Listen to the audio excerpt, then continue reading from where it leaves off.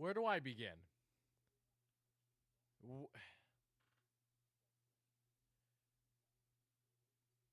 Where the fuck do I begin?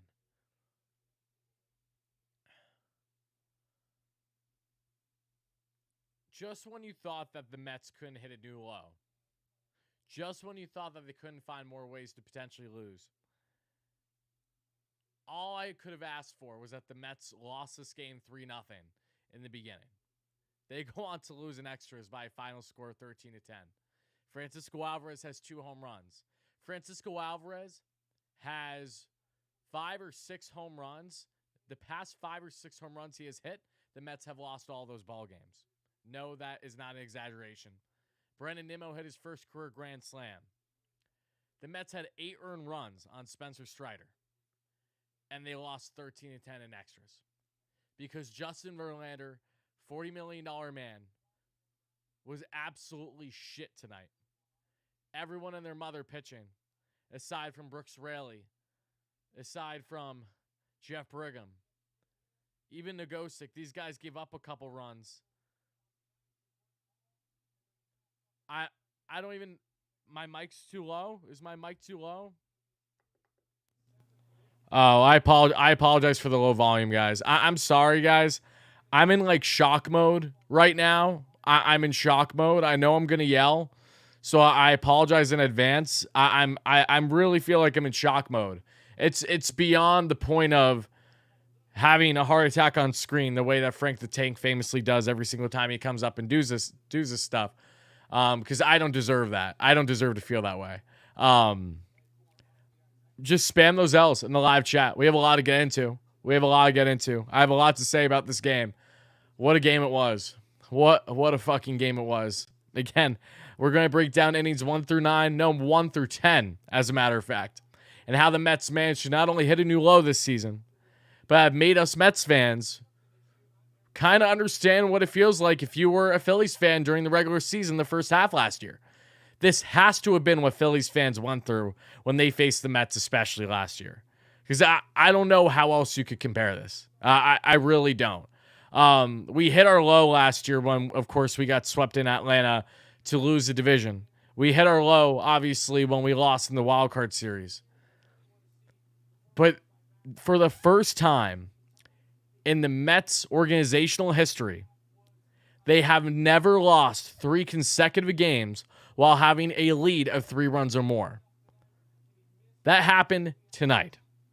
The Mets, again, had an over 3-run lead and still lost this game. So I know we got Mets. I know we got Braves fans. I know we got Yankees fans. I know we got your mother, your sister, your father, everyone in here. And I appreciate you guys greatly, to my north of 800 live viewers, because you want to see my reaction. I have a lot to get into. I'm still in such a shock phase. Shout out to Mojo Sportsbook. Shout out to Sora MLB. Shout out to Man to Sleep, my beautiful sponsors. The Mets had 14 hits tonight and 10 runs, and expected batting average of 309. Normally, you would think that's a situation where you're going to win a ball game. The Atlanta Braves had 13 runs on 19 hits. 13 runs on 19 hits. Cue the music. Anything you can do, I can do better. That was literally the Atlanta Braves. And that's what the Braves have done so well for so long against this Mets team. They have been the Mets' father. We know that. The Mets finally had a battle against this team. That was like true, and it was genuine last year. And even though the Mets fell short, it was a great battle between those two teams, even though it still ended, of course, for Braves fans in their favor. The Mets are 3 games below 500. They're 8.5 back of first in the division. The Miami Marlins are in a much better spot right now than the Mets. Yes, they still have 99 games to play, which is insane to say, because I don't know how in God's name I'm going to be able to cover this team. I feel like I need to go on a mental break for this Pirates series. I really do. You just want attention. If that was directed at me, AJ, what the fuck are you talking about? I hope that wasn't for me. I digress. We got a lot of donations to get into. Maybe another Met fan calling stream. We might. I don't know. I really don't know. I'm so distraught, and I have so much to get into. But let me get into it. Appreciate the donations. It's your boy. Thank you. Matthew, thank you so much. I try to stay level-headed. I constantly defend this team and all this stuff. Tonight, I just can't move. Need to be made. Shaking my head. Nights like this make me really miss Edwin. Yeah, you and I both. We all miss Edwin Diaz. 1200, thank you for the donation, guys. We're about to break down inning by inning how the Mets just mustered easily. You could probably say this was the worst regular season loss the Mets have had since they lost to the Washington Nationals in 2019 in DC. Kurt Suzuki with the walk-off bomb, and that really propelled them down the stretch in their final month or two of baseball to go on and have a historic playoff run and win the World Series. That's probably this is probably the worst loss since that point. As tough as losses were last year, I don't know if a loss last year touches this. I really don't. The Mets had some really tough losses down the stretch to the Atlanta Braves. But with that being said, I don't know if they've had a loss this bad. 1200, thank you for the donation. Bro, I'm done for 23C in 2024. Verlander should fall on his sword and retire. Should change to the New York Enrons. Hate them all as a pucky. Curse is real. Appreciate the donation. Guys, I'm probably not going to be able to get to all your donations, so I apologize for anyone's that I missed. Again, we have over 1,000 live viewers wanting to see a schmuck like me break down and raw react to the Mets having their worst loss of the season. Again, I'm still in the shock phase, so the emotions are going to kick in shortly as I go on a rant about how this team had everything cooking offensively, and yet the pitching decided, you know what? No, we're still going to lose. We're still going to fucking lose. We are going to give you the most heartbreaking loss imaginable. We're going to make you look like the laughingstock that you are right now. We're going to put you in a hole so deep. Yes, you're only 3 games below 500. Yes, you have basically 100 games left this season. But internally, mentally, this team has been hit like never before.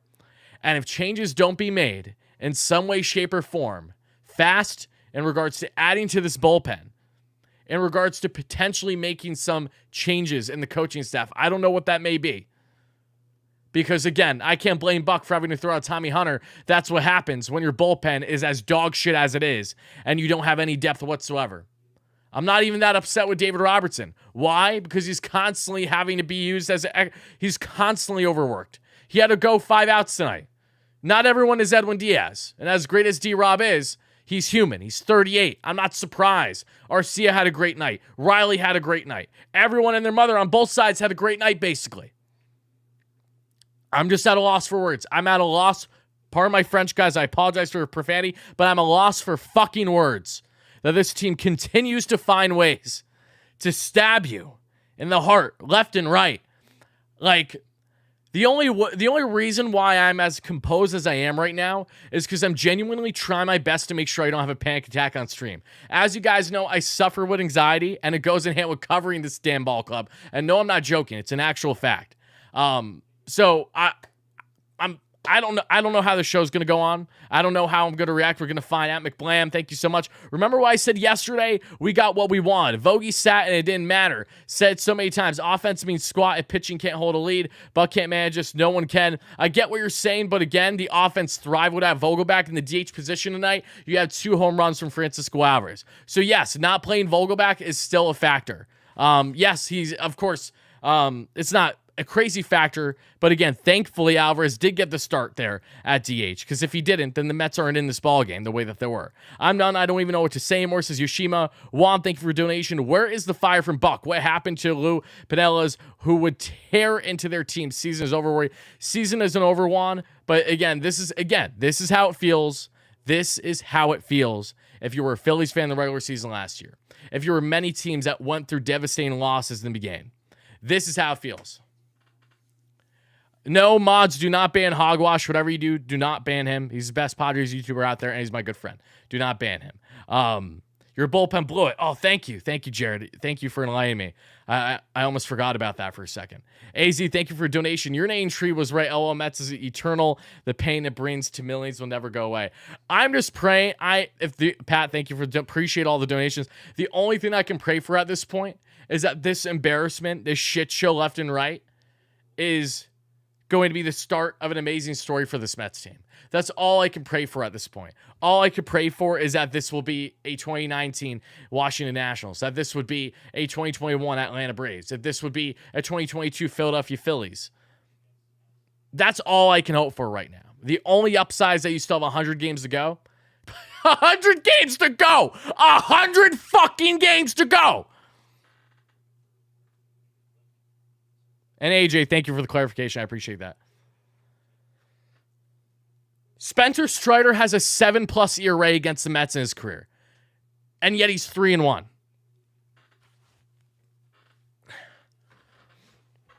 I want to throw something so bad.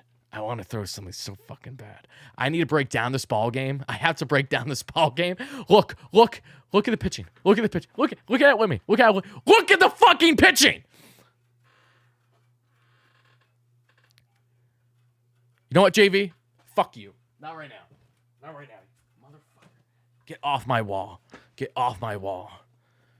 I don't hate you, JV, but your fastball location was just about as good as I am at baseball, meaning it was dog shit.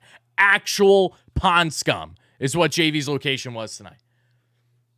This is the risk the Mets took by doing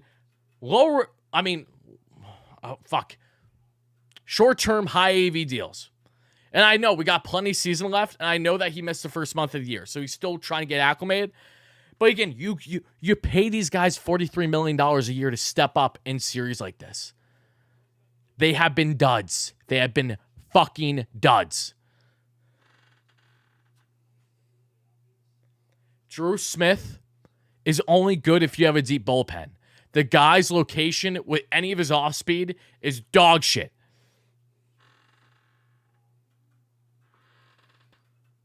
Look at how bad the Mets used their entire pitching staff.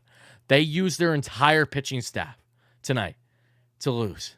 They're going to have to call up a couple guys for the Pirates series. And I'm not going out of my way to cover that series. I'm telling you right now, especially if things are not going well, I'm not going out of my way. I need a breather. I'm probably going to take a breather. This is unprecedented. This is unprecedented. So there's the pitching. Well, see that shit show? Let's get into the hitting. Look at the hitting. Look at the hitting. Look at this. Look at how effing phenomenal the hitting was tonight.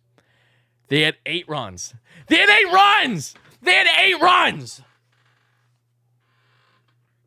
runs. What am I saying? They had 8 against Strider. They had 10 tonight.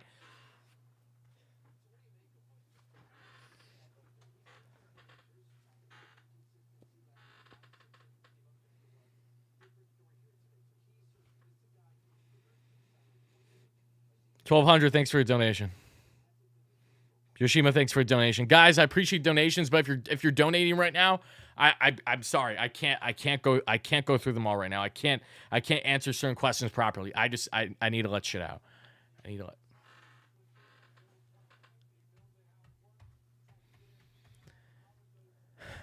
Let's break down this fucking ball game. Let's break it down. Let's fucking down. Let's break it down. Let's go through the ball game. Congratulations, Braves fans. Congratulations.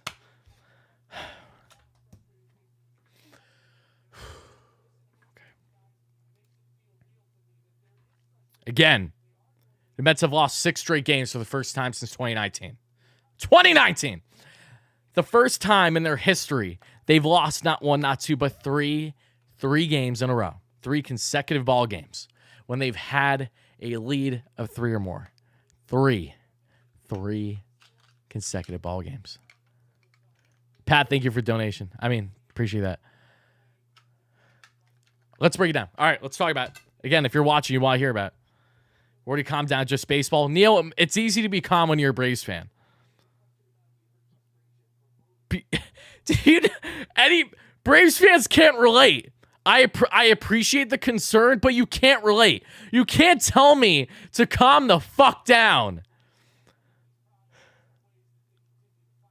This is not to slight my Braves fans in here that have been kind, but you can't tell me to calm down. You don't understand. You haven't been through this.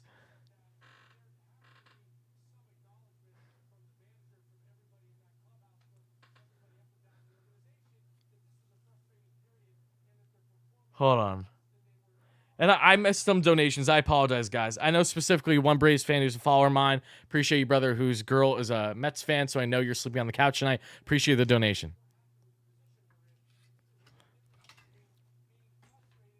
All right, the game starts in the first. Ready? Right? Huddle together, kids. We're going to have ourselves a nighttime story before you go to bed. If you're a Braves fan, you're going to go to bed halfway through. I even finished talking about the innings 1 through 10 because you're going to be so comfy and ready to sleep. If you're a Mets fan, you're not going to be able to get sleep because you're going to be like, Dad, why are you talking about something that is nightmare fuel as your, as your story before going to bed. So it's going to be lopsided depending on who you're a fan of. So let's just get into it. Acuna with a double, right? Riley with a 2-run home run off of JV. Why? Because God forbid JV had a competent first inning.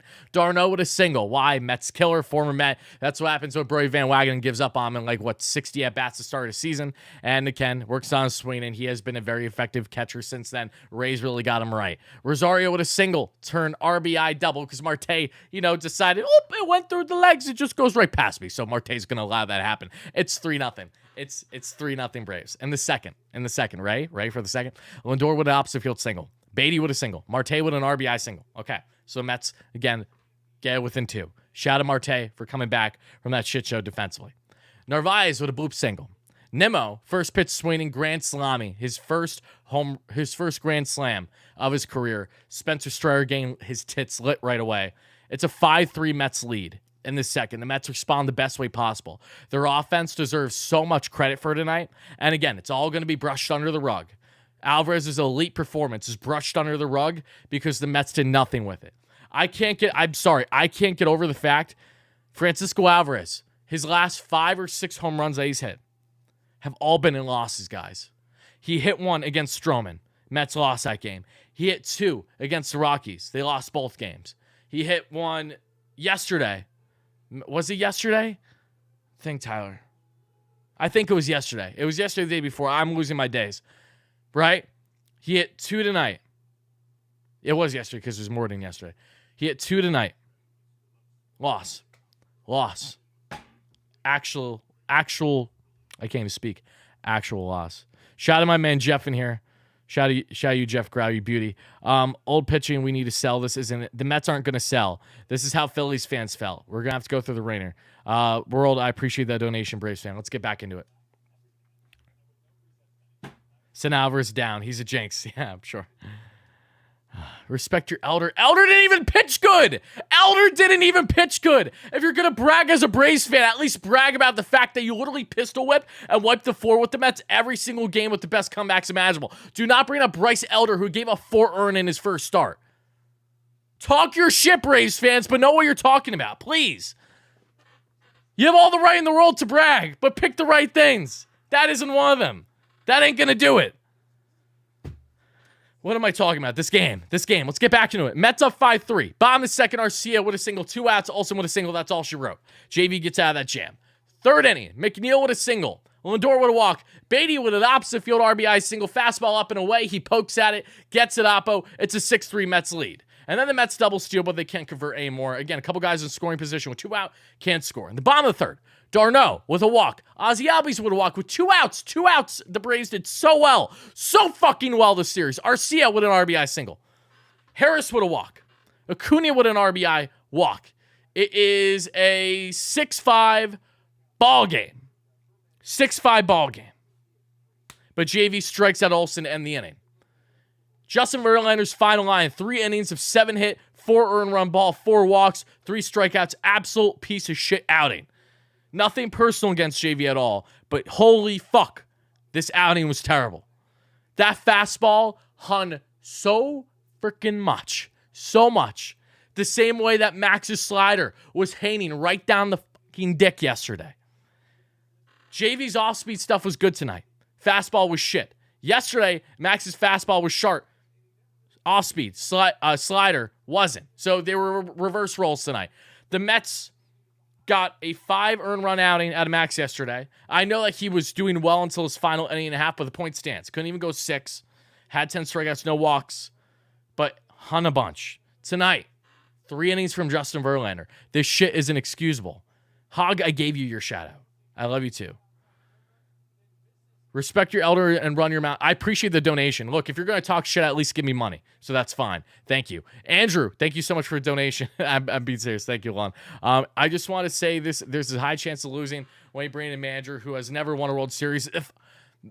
I don't give a shit about that bullshit because I promise you Buck would have won a World Series if Steinbrenner, who has now passed, the father of the current Steinbrenner, didn't cut ties with him when he did. The Yankees had a dynasty in the works, And I promise you that he would have won at least one with them if he stayed in the Yankees organization. Yeah, and then you have the D-backs. As soon as he leaves, they win, right? That's a little bit more of an argument. Texas Rangers, they win right after he leaves. A little bit more of an argument. Point stands.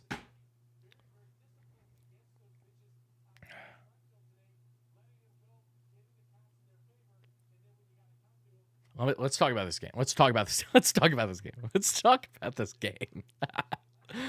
Oh, God. I'm going to be up all night. I know I am. I know I am. Thank God I'm binging a show right now where I would be absolutely miserable more than I already am. It's like the Mets are only 3 games below 500. It's not a big deal. It's like, would it be a big deal if it wasn't for the way they're losing these games? Maybe it was because Chipper was calling the game for the Braves. They had Chipper, they had Francoeur, they had Glavine, they had Schmaltz. Yeah, all-time nightmare fuel lineup for the booth if you're a Mets fan. Appreciate that donation, Ben. Both teams' pitching sucked. Love your content, bro. Go Braves. I appreciate that, Jacob. Yeah, pitching wasn't good on either side, but again, Braves reign supreme. Let's get back into breaking down this ball game, okay? So it's 6-5 as we get to the 4th. Nimmo would have walked, and then Alvarez with his first home run of the night, 2-run bomb. I was making a player of the game graphic for Alvarez and Nimmo. Had to scrap him because of course the Mets didn't win. I feel like I haven't made a player of the game graphic in like weeks because I only typically do them when the Mets win a ball game, and they haven't had a lot of impressive wins, to say the least. They really haven't. Oh my God. So we're in the 4th. Negosa comes in after the Mets have an 8-5 lead. Riley with an infield single. D'Arnaud reaches on error. Rosario with fielder's choice. Double play ends it. 5th, Marte with a bloop single. Pham with an RBI double because they won the challenge. It's a 9-5 Mets lead. Guys, it's 9-5. The Mets are going to win, right? It's 9-5. You're feeling 9-5 in the 5th. Marcell Ozuna, everyone's favorite player, cue the sarcasm, rips a solo bomb to the left. It's a 9-6 ball game. Harris with a double. Bergen comes in and gets the final outs. In the 6th, Alvarez with his 2nd home run of the night. Francisco Alvarez, guys, is literally a young phenom before our eyes. And the Mets, in typical Mets fashion, have done nothing with his production every single time he's balled out there. McNeil with a single. Again, it's a 10-6 Mets lead at this point. McNeil with a single, Lindor with a single. Mets wasted opportunity having a couple guys on base, less than 2 out there. Riley with an infield single, the bottom of 6, hits Brigham. Brigham ends up being okay. Beatty makes a great snag. Raley comes in, and Raley, lefty on lefty, does exactly what he should have done, and that's give it up on an RBI single. It's a 10-7 ball game. In the 7th, Harris with a single. Drew Smith comes in. Acuna with a double play. First pitch ends the inning. Great play by McNeil to get the double play. Good pitch by Smith, but it was short-lived. In the bottom of the 8th, Riley with a single. D'Arnaud with a 2-run home run off of Drew Smith.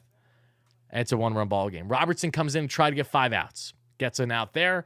Beatty with a walk. Marte with a single. Pham with a walk. The Mets had bases loaded. Less than 2 outs. You want to know what they did? You want to know what they did in the 9th with bases loaded, less than 2 outs? Jack fucking shit. In the bottom of the 9th, Ozuna with a strikeout. And might I add, Mark Vientos was the Mets' worst batter tonight. He left like 7 on base. Horrendous runners scoring position. However, as shit as Mark Vientos was tonight, I still want him to get more consistent reps. However, it may be he started at first base for Alonso tonight because Vientos is going to have those growing pains the same way that Alvarez had, the same way that Beatty has had in their own rights. So I don't want to hear it.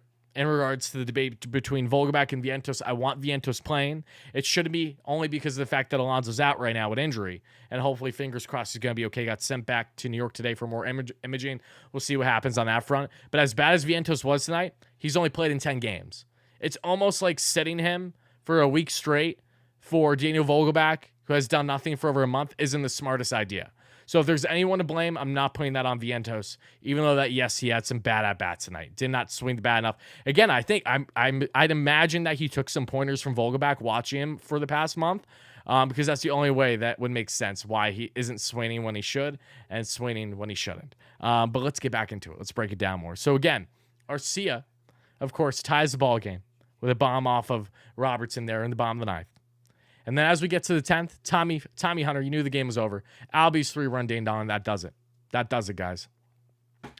Now, my biggest reaction to this,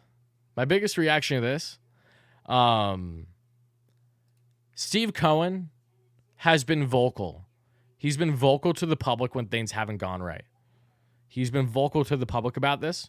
Let's not forget how he acted in spurts in 2021 especially. I really hope that he gets vocal. Something needs to change, and it needs to change fast. Look them tomorrow, 100 games left for your team. I'm aware of that, Steven. Thank you. The only upside is that it's still fairly early in the year. We're 40% in, right? Around there. It's the only upside right now. That's the only upside of this shit show. I'm telling you, though, the Mets are not going anywhere this year if they don't make some drastic changes to their pen, to their pitching staff as a whole. Verlander and Max can prove to be strong every fourth or fifth day. And you still probably need to add a starter. I'm under the firm belief the Mets need to add at least one more starter because they can't bank on what they have right now. Even with whatever Jose Quintana gives you, it's still not enough in my opinion. They need to add one more starter. They need to add this bullpen so bad. And they probably will be looking to at least get one impact bat because I think one would be enough. The offense is not my biggest concern here right now. The Mets offense was there every single night. It wasn't great every night, but it was certainly there. The Mets scored what? The Mets scored like 20 runs in these 3 games. No one's a show for it. Can't fault them for that too much. Can't fault them too much for that. You have to fault the dog shit pitching that you got on a night-to-night basis. Mets schedule gets harder, thank you. Yes, we are in the June swoon, as I know some of you Mets fans would say.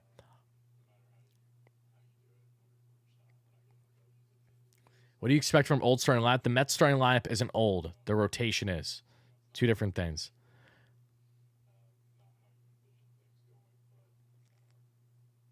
The fact I could have been, it could have been a sweep is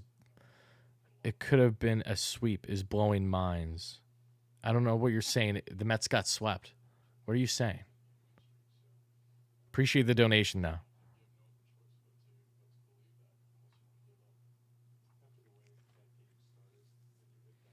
So all my viewers watching, all my Mets fans, especially Braves fans, just, hang tight for a second because I know you're enjoying the misery. That's the only reason why you're in here.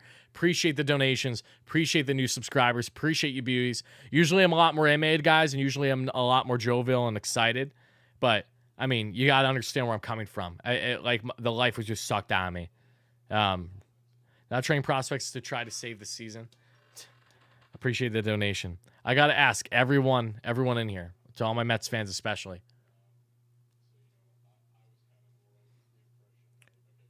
It's a yes or no question.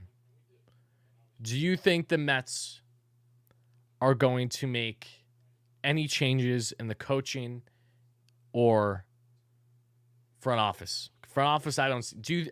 Do you think the Mets are going to do anything different in the coaching staff in season? It's not something I expect, but I'm curious to know what your replies are.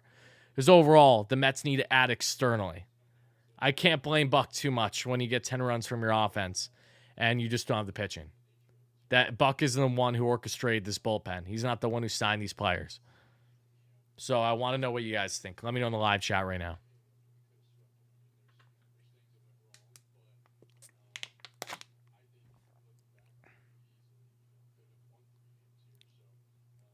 I just can't get over this.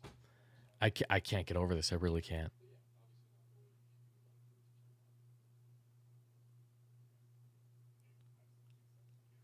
It's unbelievable. It's actually unbelievable, guys. It's un-effing believable. Guys, we'll talk about one positive for a second. Our great sponsor, Soar MLB, the best MLB fantasy game out there. We have partnered up, and we're doing the best jersey giveaway imaginable. So for all my Mets fans that have been enjoying Francisco Alvarez as a young phenom as he is as much as I have, if you want in on a chance to win a free Francisco Alvarez jersey, all you got to do is click the link in the description of this live show by signing up to Wardy's Soar MLB League. It's a free MLB fantasy game to play. You draft your teams, you enter weekly tournaments, and then you are automatically entered to win a potential Francisco Alvarez jersey, in which we'll be picking one lucky winner at the end of the month. So no perfect time to get into this aside from the horrendous Mets loss in series, because again, Alvarez with a 2-home-run night, he deserves credit. He has, Francisco Alvarez literally has an 850 OPS. He's been killing it for the Mets. 11 home runs this season. Francisco Alvarez jersey is up there for you beauties. All you got to do, enter is, again, click the link to sign up to So Rare MLB, Wardy's Fantasy League. Draft your team, enter weekly tournaments, you're automatically entered. And thank you so much in advance. And shout out to our MLB for being the beauties that they are. Let's see. Pitching coach, bye-bye. I don't think Hefner's going anywhere. That would shock me. Don't get me wrong. I've not been happy with half too much this year, but I haven't been happy with anyone in the coaching staff. I just don't see that. I really don't. The Mets don't have quality pitching in their pen, and they haven't been getting quality pitching from the pitchers that they should be getting it from.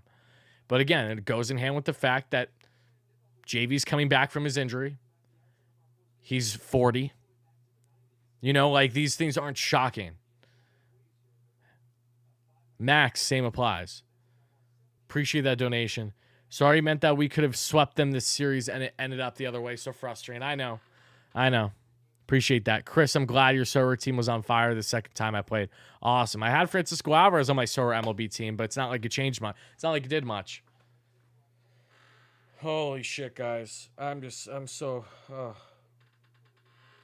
beat. Guys, should we take Mets callers tonight? Should we take Mets callers tonight? Because I'm so beat.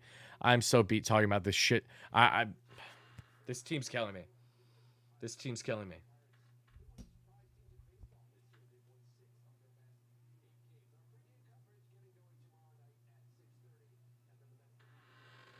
Should we take some Mets callers tonight? Let me know in the chat, guys.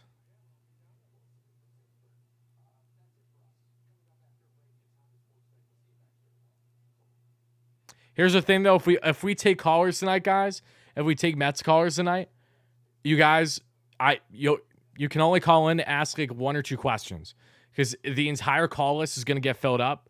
So you have to come in. And Claire, we're going to take callers. You're going to get through it, I promise. Like, there's a reason why everyone and their mother, for the most part, is taking it. Callers will be next level of toxic. I know, but people want to vent. I get it. I know. But people want to vent. And I want to get back to the community a little bit. So we'll do it soon. Not yet. But I will say this. If we take callers, you call in, you bring up a question or 2 or a quick reaction. Literally can't be longer than a minute. I'm not trying to cut you guys short, but we have to do it like a traditional call-in show tonight because we can't drag this on too long, and I know everyone's going to fill up the callers. So that we can't have like a normal convo, basically. If you call in, you have to bring up a question or 2 or just share a raw reaction that's like no longer than a minute. And if you get long-winded, I'm going to have to cut you off. Again, it's nothing personal. It's just because the callers I know are going to get filled up right away. So I hope you guys understand that. And also, I enjoy the callers too, especially when I don't have to talk, when I'm just at a loss for words, because I am right now. I am.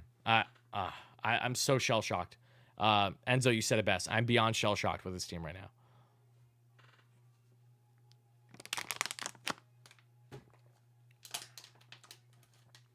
Trade Lindor. Yes, Lindor is the biggest problem for the Mets right now. Thank you.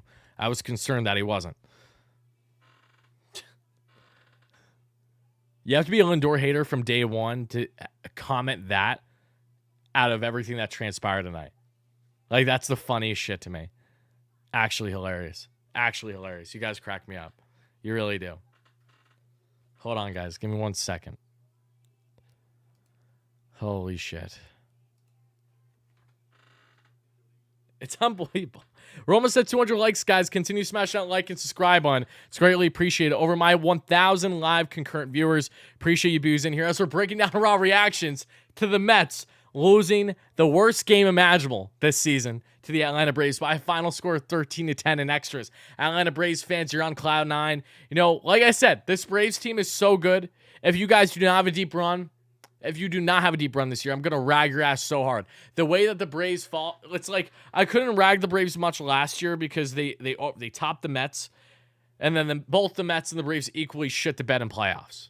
But I'm telling you right now, if this Braves team does not have a deep playoff run, I'm going to have a field day because this team is way too fucking talented not to.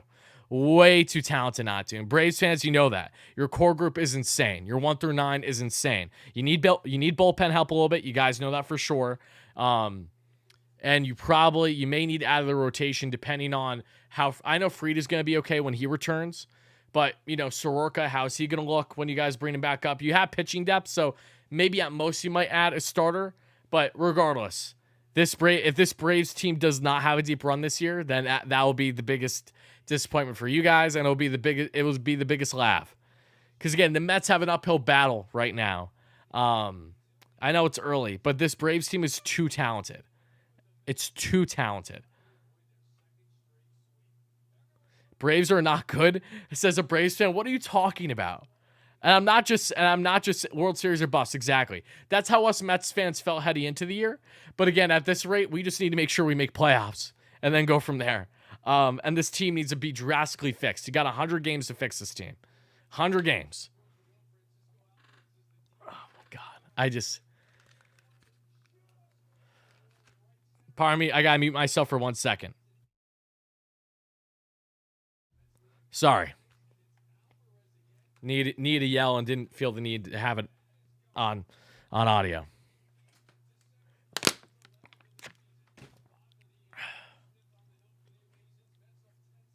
Braves aren't good, says Hog.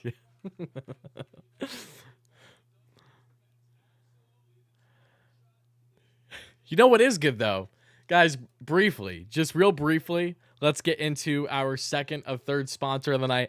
Again, this is for my New Jersey residents only, whether you're a Mets, Braves fan, your mother, your sister, whoever's listening, listen in, because our good friends at Mojo Sportsbook are here to save the day. And for those that don't know, Mojo Sportsbook, that is based in New Jersey. Again, one of the best sportsbooks out there. What I love about them, it's like combining stock, Robinhood, anything like that where you're investing, day trading, whatever you want, combine that with actual players where you're investing on players. You're investing in Spencer Strider, in which you shown of if you did tonight. You're investing in Francisco Alvarez, everyone that you could possibly think of. And what I love most about them, again, it's combining those two. Not only that, but also you do money lines, spreads, your typical picks like that. Because again, for those that don't know, Mojo Sportsbook, the live betting stock market that's operating in New Jersey, every bet on Mojo offers live trading so you can get in and get out all game long. It's stock trading meets sports betting with money lines, player props, and a whole new career long bet they've created. The best part is that you're in total control of your bets. So unlike other sports books where say you struggle to get that cash out, not the case here with Mojo Sportsbook. You cash in when you're up or you cash out if it's going bad.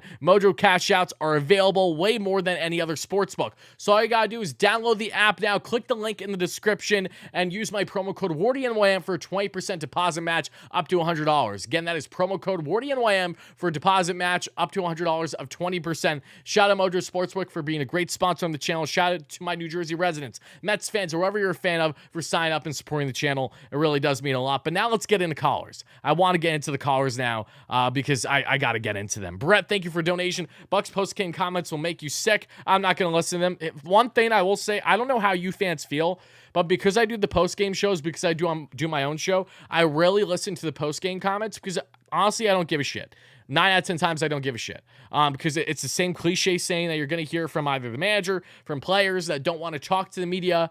It's worse in hockey because hockey players are hilarious in how they respond post-game, especially after a loss. But the same applies. I really don't care. I don't care. It means very little to me because I know that their comments mean very little in general. So that's just how I feel. I'm not going to bother go out my way to listen to Buck comments. I'm not going to want to hear it. I know. But let's bring in callers. Let's do it. Again, guys, when you call in, a couple of things. I'm going to have the link available in the live chat. You click that link. You join in. You have the same name that you have on YouTube that you entered into the StreamYard software. You call in. You ask tops one question or two, or if you have a reaction, you can't go longer than a minute. I will personally cut you off and kick you if you go longer than a minute. It's nothing personal, but we have to get through them fast as a rapid fire. That's just how we have to run things tonight. So again, sorry, I can't have a long-winded conversation back and forth with people when we have 1,000 live viewers and a lot of people that want to talk and share their raw reactions as Mets fans. So I hope you understand that. Again, last night was a lot of fun, but it was a little bit more long-winded. We can't do that every single night. And again, I'm fed up with this team in general. So I just want to hear your reactions, Mets fans. So that's what we're going to get into. So give me 1 second. I'm going to get this all set up, and I'm going to provide the link for you guys to join. For this fucking team. Sorry for the profanity again, guys. I'm sorry. I know that this is where I had the lack of professionalism, but again, I'm being me, okay? I know that for the times where I'm potentially on TV in the future, which I strongly and hopefully believe will happen at some point, you won't see the profanity there, but you'll see everything else. So while we're on YouTube, while we can get away with it, profanity away. So yeah. Parental advisory. But let's bring you guys in. And this team, I can't. Guys, we have over 1,000 viewers. Can we get to 400 likes? That would really mean a lot. Continue smashing that like and subscribe button. If you're a Braves fan, eating my tears the same way that Cartman did to that one character in an old South Park episode. If you know, you know. Then do me the least bit favor by hitting that like button, dropping the subscription. Again, doesn't matter who you're a fan of. If you're supporting the channel, it means a lot to me, and thank you so much in advance. Really does mean a lot. And again, I know Braves fans have a couple Braves content creators, but someone watching the show needs to start making content for the Braves. I would like to see someone who does very similar to what I do and others and is very reactionary and genuine on a night-to-night basis. I know there's a couple, but not many. We need more of that. Can we please get more of that? I would love to collaborate with them. There just aren't many out there that are really wowing me to go out of my way to try to collaborate with. So, calling out you Braves fans. If there are any Braves fans that are inspired by what I do, you know, the post-game reactions, stuff like that, start your own. Please. We need Braves content creators more in the community. I advocate the same for Phillies. I advocate the same for Marlins, especially because Marlins have none. I advocate for every single team. We need more of them. More of them. It's better that way. It's great for collaborations. It's great for live reactions, so everyone has their own niche, unique fan base. We need more of it. Can't emphasize that enough. Again, guys, when you call in, have the same name that you have here on YouTube so I know who it is. And two, don't be long-winded. Quick reaction of a minute tops or asking a question or two, and that'll be it, okay? And just emphasizing, please, just Mets fans, because I know Braves fans are pumped up, but I need to hear my Mets fans' respective misery, and we have to go through this together in our emotions. So Braves fans, grab your popcorn, sit back, hang tight, you know, deal with that. You'll be fine.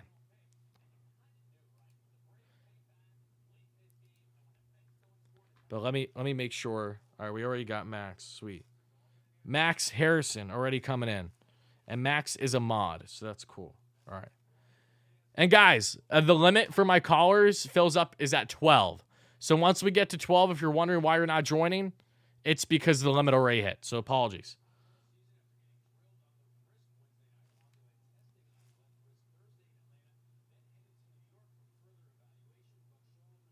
Isaac, I appreciate the kind words from a Braves fan. Appreciate you guys. Let's get into it, guys. Let's collaborate. Jacob Barrera, I don't know who you are. You have to DM me on Twitter, then we can talk. But if it's regarding Braves, it ain't going to happen anytime soon. It's the last thing I'm going to do. Thankfully, this series is done. Oh, God. You know, I tweeted out, can we just have the series sweep happen already when the Mets were down 3-0? I really wish that happened, man. I really wish. Don't get me wrong, the offense is great. But this loss stings so much more than, say, a 3-0 loss. It's not even funny. And AB, I appreciate you. AB is a loyal mod on the channel. He's a Yankees fan, but he's a beauty. Let's get into it. Let's get into my callers. Again, callers, you know the drill. You call in, you ask a question or two, or share your live reaction for a minute tops, and then I got to get you out of here. Let's get into it. Let's talk to you guys. Alrighty, Max the Mod Cohen. Do you hear me? Yup. All right, Max. So you got questions or you got reaction? I mean, a little bit of both. I mean, this team is like so up and down. It's the pitching doesn't work, so the hitting does. The hitting doesn't work, so the pitching does. And people keep blaming like Buck. There's no way to blame Buck. You can't blame Buck for putting in guys that he's forced to put in. No, I agree. He's at no fault when it comes to the pitching right now. Yeah, I agree with you. He's not the one controlling pitches, so I mean, I'm not exactly sure where the Mets could go with their staff. The most obvious choice is fire Epler, but I'm not exactly sure what you'd do there. Yeah, I'm not sure what you do there. The Mets aren't going to fire Epler. That's like pretty obvious. There's no chance that they're going to do a drastic GM change like that. I just don't see it happening. But do you have any specific questions for me before I get you out of here? Yeah, like what would you do with this bullpen? Like do you bring up talents? Do you trade like Lindor for pitching bullpen to bring up Mauricio? Did you just say would you trade Lindor? To bring up Mauricio and then for relief. All right, Lindor is never getting traded. Lindor isn't getting traded for at least like 6 years. Starting with that, he's not going anywhere. So that's off the table. First and foremost. Secondly, bullpen, what they're going to need to do, at least in the short term, is they're going to have to go in the farm and try to grab some pieces and see what you have right now. and you may have to part with guys. I'm not sure because no one has a rest, and the Mets need them for this series. So, guys like John Curtis, Zach Muckenhern, Reyes, Uceda, Walker, all guys that they're going to have to consider right now, and then give those guys a little bit of a leash, and then they're going to have to seek externally. They definitely need to figure this out sooner than later in regards to the bullpen. It's a major, major concern. But Max, again, I appreciate you calling in, brother. So thank you so much for that. We're going to have to get to our next caller. We got a whole lineup of guests. Again, appreciate everyone watching live as we're now taking callers. I got to say, I was very surprised by the Lindor comment there. I mean, that is what it is, people aren't aware of contracts or, arguably one of the best shortstops in baseball, but it is what it is. Now let's get into our next caller, and Harrison. Hey, Tyler, how are you? I could be better. Harrison, do you got questions or reaction for me? Question.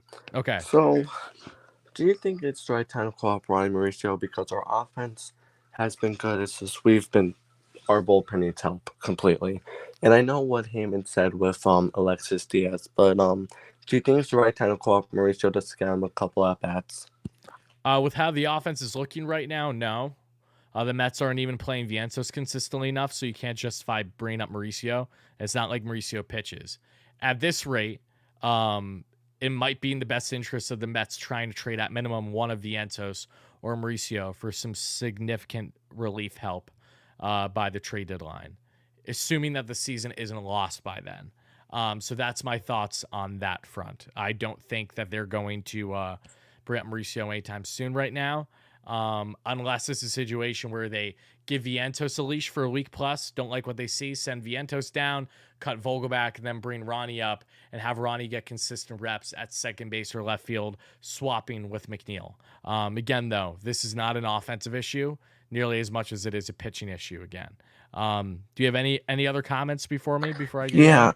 I was sick of this team a couple weeks ago, so I started watching Japanese baseball. Definitely try to tune into the MPB. It's fun, and I will say this: Kodai Senga's highlights were better than what the Mets are doing right now. I will say that. Yeah, no, I agree, Harrison. But again, I appreciate you calling in. So have a good rest of your night. Let's see this. Pat wants to call in. Pat, it's full. Pat, I love you, Pat. I literally can't. We're full. I would, but I literally can't. I'm sorry. Shout out you, Pat. I literally would, but we can't. Pat, my buddy Pat wants to call him, but we literally can't even call him in because of the fact that it's full. We're full on our callers. Harrison, thank you so much. And someone said in this, in the chat, the fact that you consider Lindor untouchable discredits you entirely. I'm sorry. Are you just not paying attention to Lindor being arguably the best shortstop in baseball when he's at his best? North of 30 home runs, 100 RBIs last year, 99th percentile outs above average, and he's on a $341 million contract. If you actually think Lindor is getting traded anytime soon, you are so out of touch with reality. But again, I know we have those fans that are out of touch, whether you're a Mets fan, whether you're a Braves fan, whether you're a fan of anyone. Like, there are people that don't just don't pay attention. That's okay. But contracts play into things like this, and certainly when you're a player in your prime, just starting a decade span deal. Gonna go on a limb and say that those things play a factor. All right, we got AZ. Comments or questions or reaction for me? I would say a comment. This team is pathetic. This team is really pathetic. And I mostly took my deep breaths. I calmed down a little bit from my comment earlier from the donation. But a question, what do we do? What do we do? What do we do, AZ? Yeah, that's a great question. What do we even do? I don't know. I'm sorry to cut you off, but I have to chime in because it's a great question. What do the Mets do here? The 3-game below 500. They're 8.5 back of first. They're, again, 6-game losing streak. Their pitchers are being overworked and aren't performing well. Billy McKinney had a home run for the Yankees tonight. Are you fucking kidding me? That's actually amazing. Sorry. I don't even know who Billy McKinney is. You don't know Mets legend Billy McKinney? Oh my goodness, AZ, where have you been? 2020, I mean, 2021 Mets. If you know, you know. Oh yeah, just rung a bell right there. But going back to your initial point, yeah, what do the Mets do here? Naturally, they need to do some external changes, adding players, potentially doing some type of coaching staff change. I don't think it'll fall on Buck. I don't know. I really don't know. But they need to fix things. And we're early in the season enough where if the Mets try to do any trade of significance, they're going to come off desperate and they're going to likely lose the trade. So they're in a very, very tricky situation right now, to say the least. But AZ, any final comments for me before I get you out of here? Yeah, one. Yeah. I thought Epler. I thought it was the Angels that killed Epler there, but I think Epler just killed himself with this one. I don't hate Epler. I'd like to make that clear, but he has made some bad moves in hindsight, especially with the bullpen pieces he's given up. Mainly, obviously, the Vogelbach trade for Holderman that we can look back in hindsight and say, wow, Pirates clearly won that one. Rough giving up the amount of assets that they did was a clear loss. So Epler, I haven't faulted him much for his free agency moves as I have the trades. He hasn't impressed me on the trade front too much. I like the Brooks Raley pickup. I didn't think that was a bad trade then, and I don't think it is now. I did like that pickup, but aside from that, very little. Very underwhelming. Like, this trade deadline may very well make or break Billy Epler's tenure as a Mets GM. Simple as that. But right. But AZ, I appreciate you calling in. So have a great rest of your night. We gotta get to our next callers here because we gotta go rapid fire with them. Let's see. We got Ray Neal, Joe, Irv, Jacob, Zach, Pete Alonso. I wonder who that is. Rich and Ethan. All right. Ray Neal is next up calling in. Hello there. Ray Neal, do you have a comment or do you have a question for me? I got a question. Okay, I got an answer. I don't know what we're going to do with this Mets team. Wait, repeat that. I'm sorry. I don't know what we're going to do to this Mets team. Yeah, I don't know either. Is that a question? Yeah. Okay. All right. Thank you, Ray Neal, for calling in. I appreciate that. I don't know how to properly answer that because I just did. We're gonna get on to our next caller, Joe Dark. Thanks for having me. Can you hear me? Yeah. How are you, Joe? Okay, good. Doing good.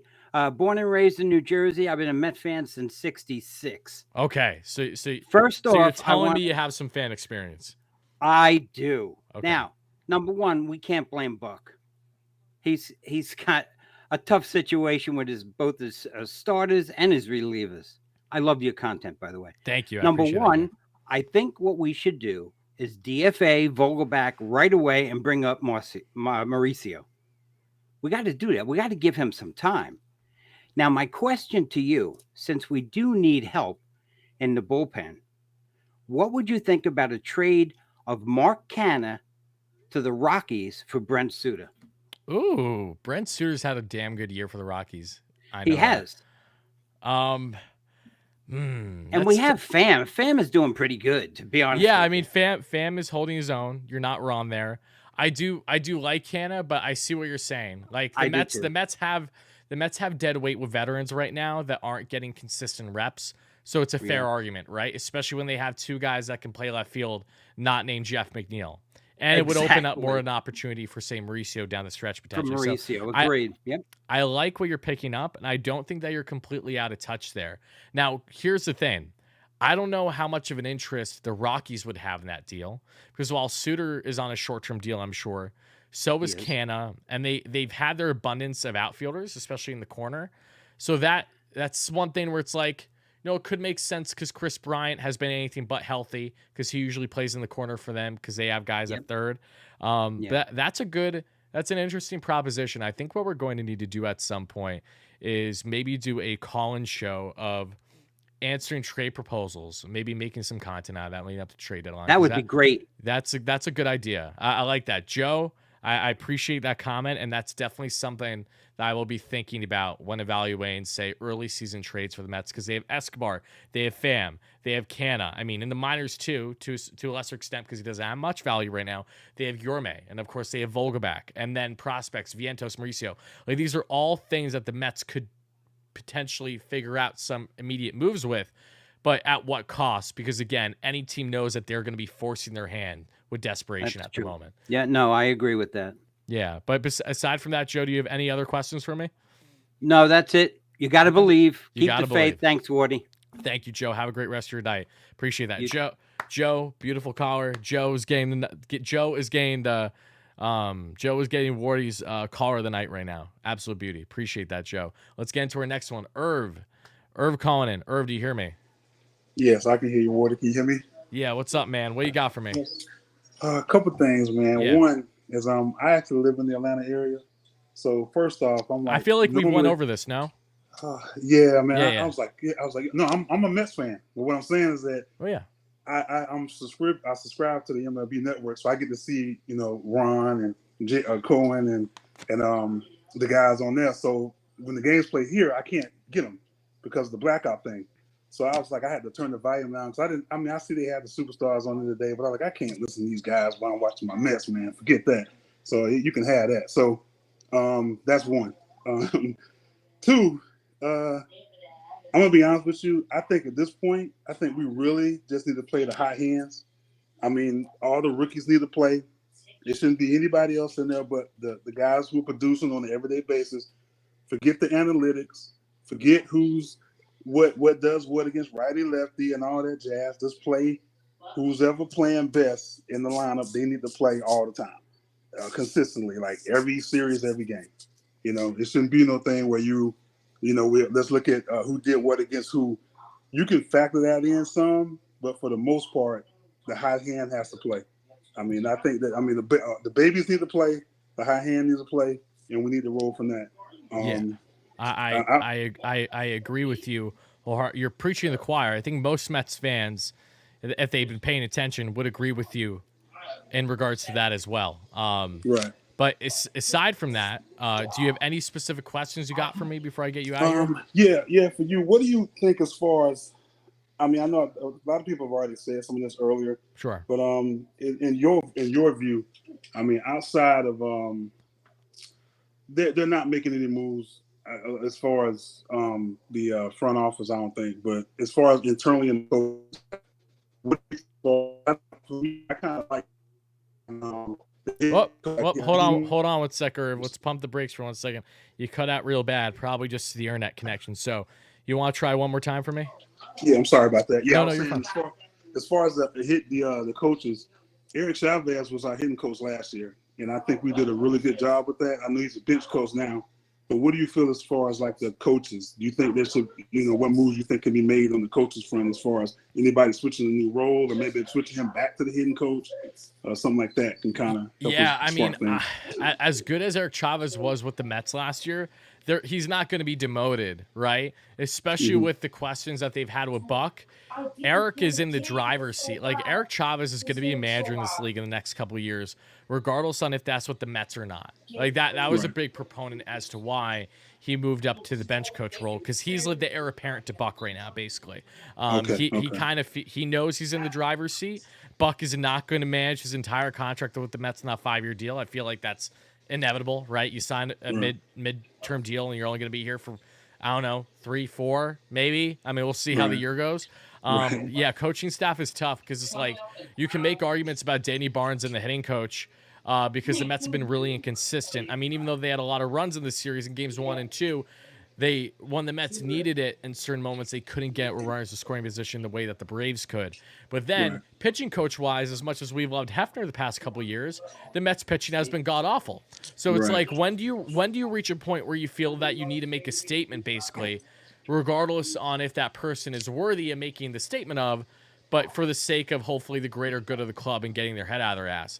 That's something that hopefully we find out soon because things certainly need to change. But Irv, I appreciate Irv calling in. Great caller. We're going to have to get to our next couple. We got Jacob, Alonzo, Richard, Ethan, Zachary. You guys are up, and then that's going to do it for the show. Everyone watching live, help us get a 400-plus likes. Really does mean a lot as we're breaking down the latest Mets series. Latest Mets series loss, losing 6 straight, and dropping tonight's game by a final score of 3-10. Because why wouldn't they win a game in which they were up four runs at one point?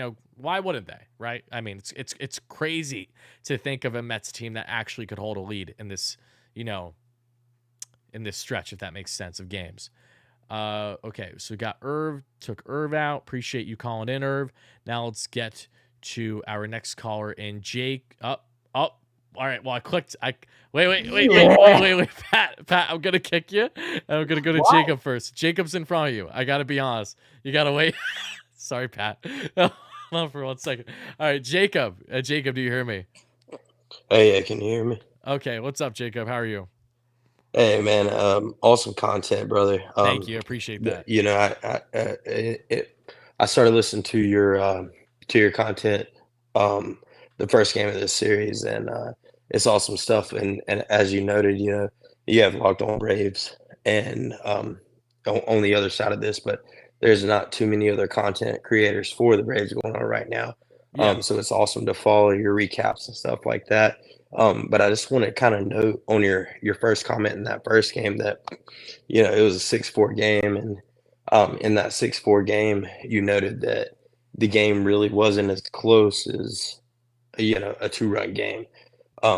With it being starting with the Mets line, 4 runs, 4 hits, 1 error, and then the Braves line, 6 runs, 10 hits, and 1 error. So just kind of curious on your take on that. But even going into that second game, you look at that lineup there, and you look at that stat line where you had Mets with 5 runs, 6 hits, 1 error, and then Braves 7 runs, 14 hits, no errors. And then going into the game tonight, which was definitely a wild game, but you know, crazy walk-off situation and extras. But New York 10 runs, 14 hits, 1 error, and then the Braves 13 runs, 19 hits, and no errors. And so I just wonder, you know, both defenses are playing solid ball, but it seems like there's been an error in each game that's kind of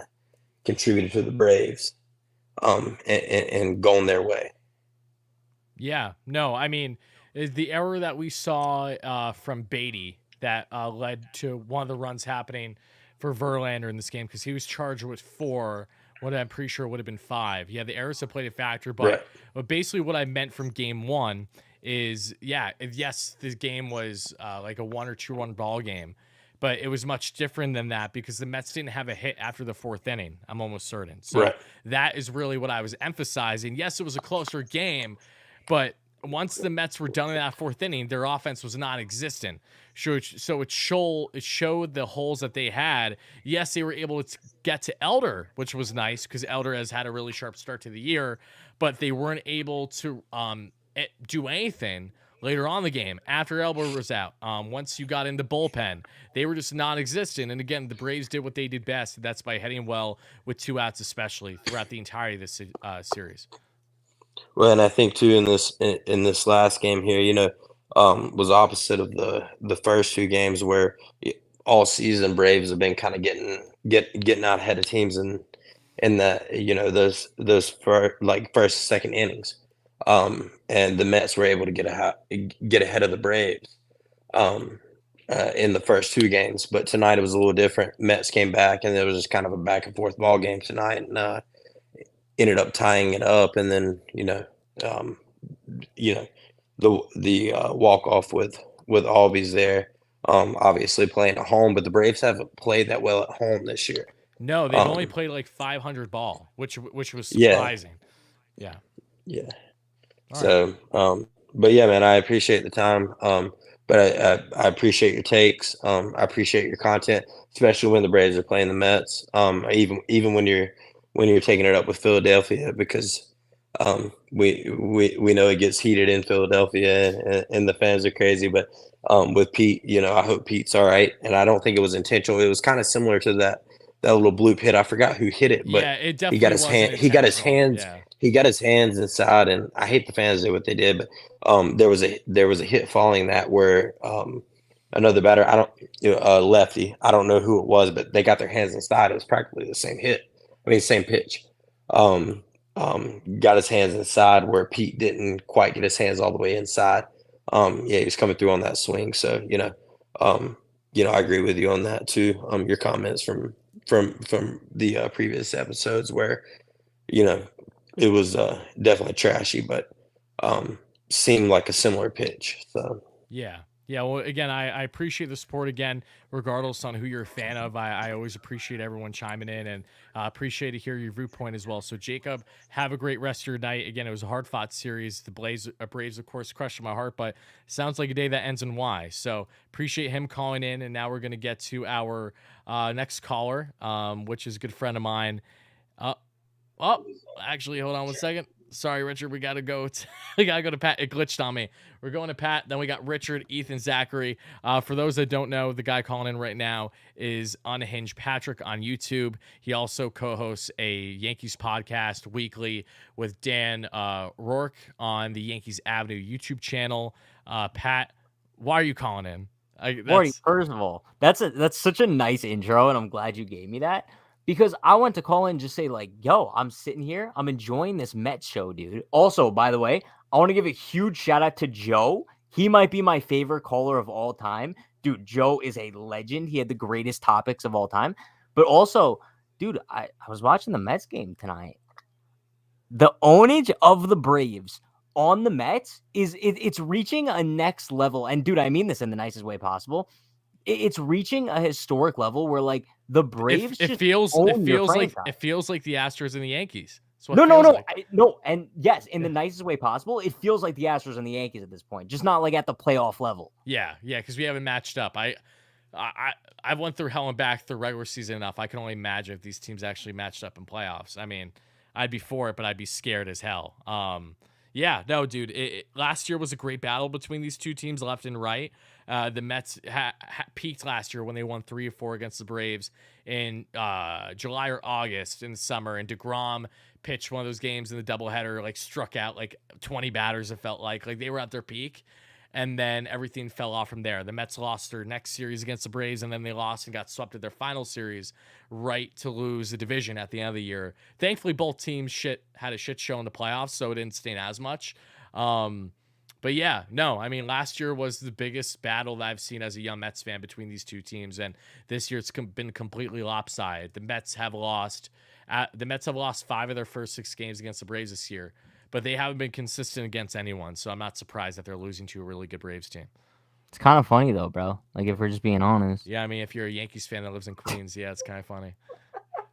Do you have any questions? Because we got some loyal callers waiting. I know you would probably love to sit here and just talk, but I don't have any questions. But I just want to say, Wardy, thank you so much for this opportunity. This was the greatest 30 minutes I've ever waited. And also, once again, shout out to Joe. Shout out to the rest of the callers coming up. I think the next guy is Richard. So shout out to Richard. Wardy, I will see you soon. Hope every Mets fan in here. Let me give a quick little motivational speech before I get off here. I hope every Mets fan in here is not going to sleep with a tear on their pillow tonight. I hope you go to sleep with a smile on your face, because at the end of the day, you still have a very good baseball team. They will improve at the trade deadline. And you know what? The Mets will probably still make the playoffs this year. So don't get your head down. Look in the mirror tomorrow morning. Tell yourself you're a beast. And have a great rest of your night, everyone. Bye, Wardy. Love you, Pat. Appreciate Pat calling in. Again, he's the best and worst Yankees fan you'll ever meet at the same time. But we got Richard, Ethan, and Zachary calling in. That's going to do it for the show. And Richard Davis, you hear me? Yeah. How you doing, Wardy? I'm all right. How are you, my friend? Oh, pretty good. A little disheartened, but I've been a fan of the team since '69, and while they hooked me then, it's been several years. It's been like this, to just give you pause. But I'm a diehard Met fan and always will be. But the question is, if the Mets don't turn it around and they continue to play it the way they're playing, and it gets to be near the trade deadline, do you think they would be sellers? And if so, is it possible they would consider packaging one of the so-called pitching stars, JV or Max, with Mauricio or Vientos, to retool for next year and just let the youngsters continue to show what they can do? Well, it's a good question, and to start off, there isn't a world where the Mets trade Verlander or Scherzer, regardless on how this season goes, for the sole fact that no rational team is going to want the contract hit, even if it's for only a year Oh, or I two. know. But I mean, consider that's the biggest yeah, thing. consider if they would wind up eating most of the contract if they traded them. Yeah, and I don't foresee the Mets doing that. The only way the Mets would be sellers at this year's trade deadline is if they are in such a gaping hole where they have zero confidence of coming out of, because I think that they're really going to learn and try to hope from the Phillies playbook last year, from the Braves again in 2021, from the Nationals in 2019. I think that they're going to view those things, including obviously the Mets in 2015. I know we're going back a little bit farther, but the Mets were not a good team in 2015 at all until the trade deadline. I will agree. And the biggest difference between then and now is by having this expanded playoff format, unless you're really out of it, you feel like there's a chance. And the Phillies and the Padres proved last year that all you need to do is get in, and then it's a new season from there. So I do not foresee the Mets selling really at any point. I do not think that they will get in a hole that dire or that warranted retooling. I understand what you're saying, but I really don't see that happening this year. I do think that they're going to snap out of their funk, and I do think that they will make playoffs. It's just a matter of how will they be looking by the time they get there. What moves will they have made, because they have to make some drastic decisions. And exactly, and that's the main thing.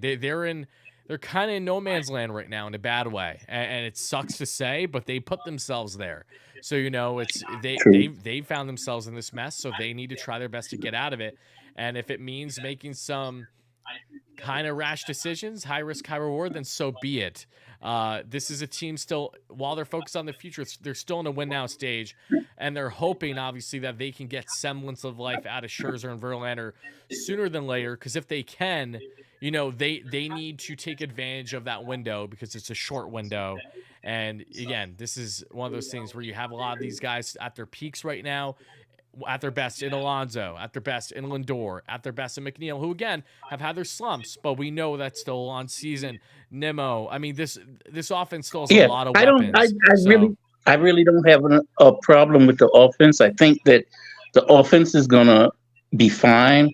Of course, it's the pitching and the bullpen, and right now, I don't know, because of their desperation, how they're going to get credible pieces to turn that around. I mean, it can be done, but it seems like the problem now is going to be teams are really going to try and hold them for ransom if they trade. And I think that's really a part of the fear, that they'll wind up sacrificing some of their youth.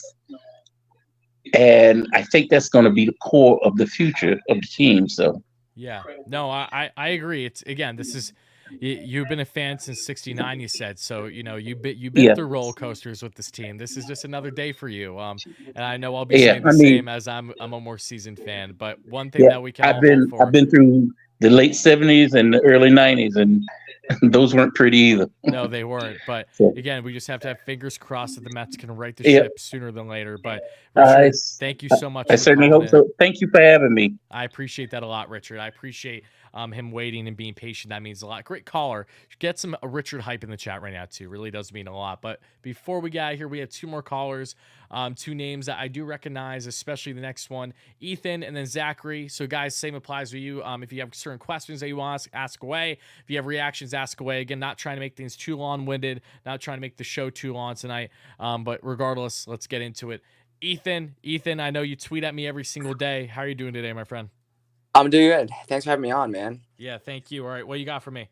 Man, it's just been so frustrating. Like, you see the talent on this team every day, but it's just the pitching that's just holding them back, I think. Like, yes, I agree. It's been so frustrating. It's like I still have faith that they will turn around, but I just need to see something more of this pitching. Like, I just need to see them do more. We need the starters to perform the way they're supposed to, and in doing so, if you get that consistency, the bullpen won't be as taxed. But two, they need help with this bullpen. I mean, David Robertson is going to be without a right arm at the halfway mark of the season if we're continuing the trend that we are. The Mets just pitched David Robertson for almost 2 innings tonight, wasted. Yeah, that's not good. I know he gave up the game time bomb. I'm aware of that, but he's been pushed so much, and now you're probably not going to have him for at least the next couple days. Like there's so many things that need to be addressed in this pitching front, rotation, bullpen. It's beyond frustrating at this point. It is a major hole, and this is where you can share those fair criticisms to Epler, because this has been Epler's biggest problem. The Mets have offensive pieces, but they have struggled to be in unison at times, or they haven't played the right guys in certain moments, like giving Daniel Vogelbach over a month leash when he provided nothing throughout the entirety of this time. Like, those are things that play factors, but the one thing is certain is that this pitching staff is a major problem. So with that being said, do you have any specific questions for me in regards to that front, or just the Mets as a whole? Just about like, is there any like what internal options do they have for like pitching wise? Well, I mean, from starter lawn relief, you have Joey Lucchesi, who's done well since being sent back down. David Pearson, who we have no clue what to get at. David Pearson being as bad as he's been has also been a factor in this too, because the Mets were really hoping that they were going to get David Pearson from last year, and he's been anything but. Then relief pitching, you have John Curtis, who underwhelming. It's unfortunate because I like John Curtis and I like his stuff, but he just didn't locate well at all when he was up here. You have Zach Muckenhern, who's a southpaw who can be productive in certain moments for you. Same thing with Josh Walker, Uceda, who the Mets trade for, I think, from Pittsburgh earlier this season, and Denny Reyes, who they've had eat some innings. Grant Hartwig, if they want to use him. Like, those are what's one more name I'm blanking on? TJ McFarland, veteran southpaw in AAA. That was with the Cardinals last year. Famously gave up that home run to Nimmo in the rally in the 9th. That's about it, though. Could be missing on one or two more, but those are like the immediate names that you think about right away that could be in consideration. And no prospects and there's no major prospect right now who can actually come up and help right now. It's Mike Vasile. That's the only one. Okay. He's in AA.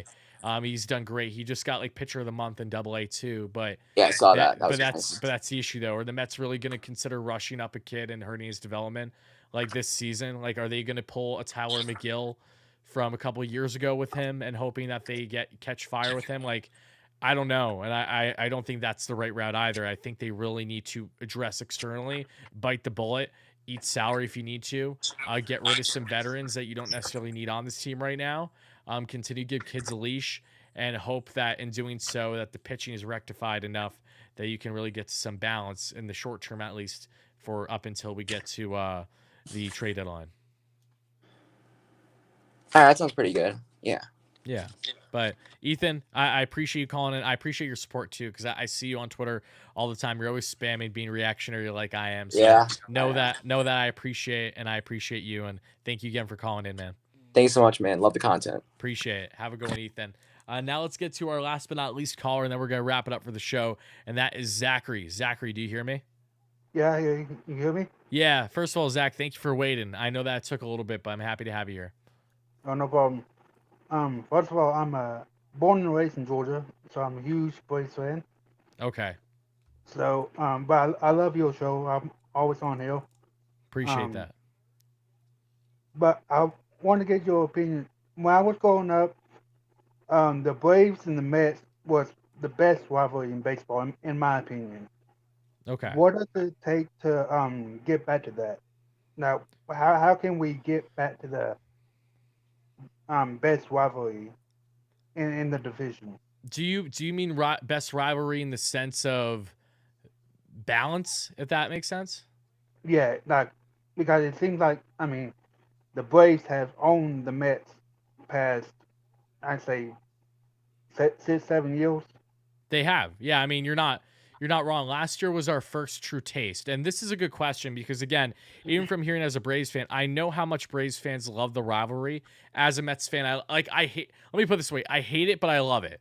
Like, I love rivalries when they go in your favor for your team, and you absolutely hate them when they don't. But you respect rivalries because that's what makes this game so great. So to your point, I think that the Mets have been in that contention that we've seen from last year. Like last year, the Braves only won one or two more games than what the Mets did against them. The Mets dominated the first half, and the Braves did Braves right the ship down the stretch and were the last man standing between the two. This year, it's off to a bad start in the Mets' favor. But even when you look at these games, as hectic as they are, every game has been close, all things considered. Like, it's taken historic collapses from the Mets in this series for it to be lopsided. This wasn't a series where the Braves slapped around the Mets single-handedly, and the Mets were there laying like a dead fish and had nothing to show. The Mets had their fight in this series, but the Braves, again, just proved why they are currently the better team with the depth they have in their bullpen and the quality depth that they have in their lineup that the Mets, up until tonight, were not able to match. So I get what you're saying in the sense of it being lopsided and maybe win-loss column, but the rivalry is really getting hot right now. And I do think that we're going to see the Mets in a better spot later on this year than what we currently were. The next time these two teams match up is in August, so we got to be. And that'll be at Citi Field. That'll be heated. You'll have every Mets fan and their mother there. It'd be a big summer attendance. I would not be shocked at all if the Mets do end up winning that series, but it's how the Mets perform in Atlanta. You know, the Mets won a key series in Atlanta last year, and then they lost their last two when it mattered most. So I really think it's going to come down to that home field advantage that we've seen a lot. But again, it's a good question because on one hand, the win-loss column may have been lopsided over the years. But on the other hand, I would argue that the Mets and Braves, especially through social media, as someone that, again, goes back and forth with Braves fans all the time, this is a heated rivalry.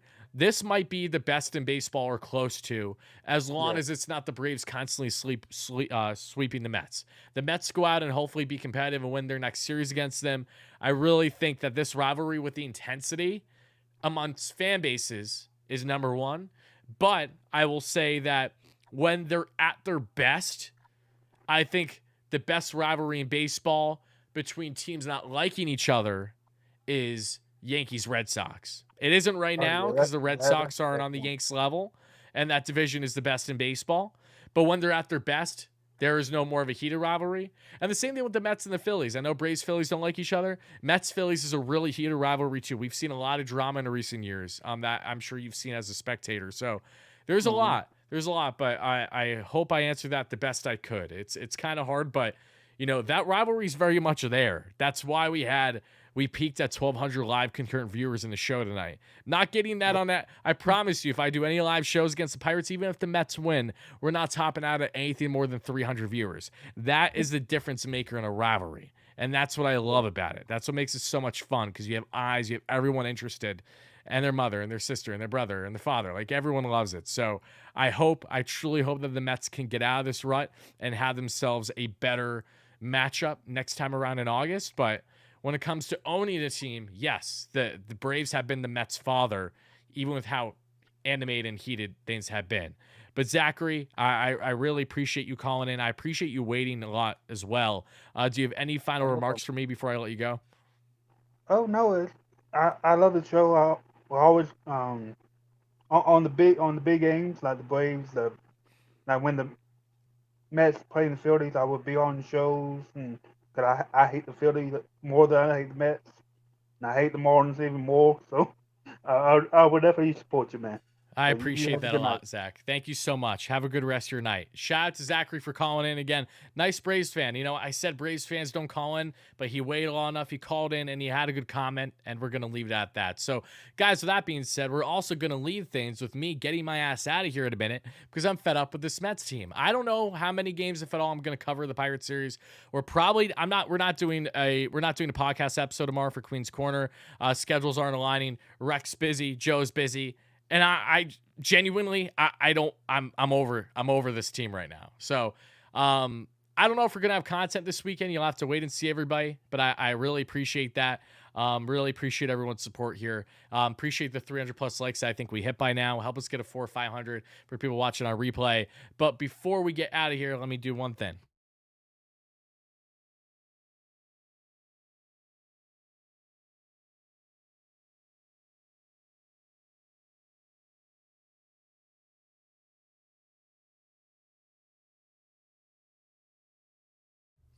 Before we get out of here, we have to do one thing, and that is by letting you guys know about the best sleep mask on the market. and Manta Sleep. For those of you schmucks out there that don't know, and obviously I'm joking, the schmuck bar, Manta Sleep has been in my possession for a couple months now, and when I tell you that I've been sleeping like an absolute baby, and I'm going to need it tonight. I said I'm not going to get sleep. The only way I'm going to get sleep tonight is by slipping on their Manta Sleep Mask Pro, their best seller, and to tell you guys a little bit more about Manta Sleep, in which all you guys got to do is click the link in the description, buy any product you want from them, and you get 10% off your order with promo code WARDY, as many of you guys have already, even Braves fans, believe it or not. I mean, you guys are absolute beauties, but let's get into it. You see the sleep mask options here. You have a Bluetooth sound mask right now. Again, if say you're on flights, say you don't want to deal with turbulence, or, you know, baby's crying around you, you throw on that sleep mask. You can play whatever music you want. You could play the Braves chant. You could play Meet the Mets. You know, you could play Slipknot. You could play Skrillex. You could play some DaBaby. Whatever you want to play, that's what you have in the Bluetooth sleep mask, which is a bestseller for them as well. The Manta Sleep Mask Pro, which is what's in my possession. You have your normal sleep mask. You have a weighted mask, which is really comfortable as well. You have a cool mask if you're hot and heated at night, like I am after a post-game show like this, and you need some beauty sleep. That is where the Manta Cool Mask comes into play. Your Manta Steam Mask as well. If say you're a little cold out there on the East Coast around wintertime or wherever you are, and you want to get some nice, calm, warm, comfortable sleep, throw that bad boy on and you're going to get some steam around your eyes. It's going to feel really good on your face and around your eye sockets. So again, all you guys got to do is go click the link in the description, sign up, not sign up, just get whatever product you want. See how happy she is. I'm happy she's happy because she has her Manta mask, and use my promo code WARDY for 10% off your purchase. A lot of you guys have been sliding my DMs on Twitter and have been telling me how much you guys have liked the product. I've heard a lot of raving reviews, not only about the Bluetooth mask, but really especially about that cool mask. So again, make sure to check them out. I appreciate everyone that's been chiming in. Again, the only way I'm getting sleep tonight is by slipping on this bad boy. So with that being said, guys, that's going to do it for the show. Appreciate everyone watching live on our replay. I'm out of here, and yeah, that's about it. The Mets break my heart into a million pieces. Now I'm going to go through my own therapy over the weekend, I'm sure, and I'll let you guys know when I cover this team, whether it's through recaps, whether it's through live streams. I don't know. But right now, I need a breather.